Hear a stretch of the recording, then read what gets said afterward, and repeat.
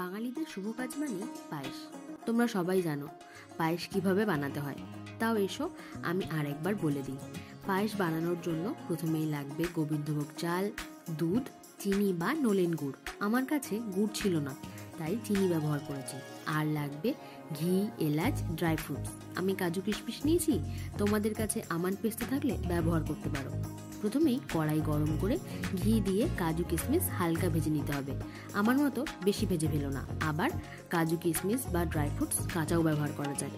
এরপর দুধ নিয়ে ভালো করে দুধটাকে জাল দিতে হবে। সেই সুযোগে তোমরা গোবিন্দভোগ চাল ধুয়ে নিয়ে জল ঝরিয়ে তাতে ঘি মাখিয়ে রাখতে পারো। দুধ ফুটে গেলে চাল অ্যাড করে দাও। চাল অর্ধেকের বেশি সেদ্ধ হয়ে গেলে অ্যাড করো চিনি বা নলেন গুড়। যখন চাল পুরো সেদ্ধ হয়ে যাবে তখন হালকা ভেজে রাখা কাজু কিশমিশ আর এলাচ দিয়ে দেবো। হালকা ফুটলে নামিয়ে নেব। ব্যাস, আর কি, আমাদের পায়েস তৈরি যে কোনো শুভ কাজ বা ঠাকুরের ভোগে পরিবেশনের জন্য।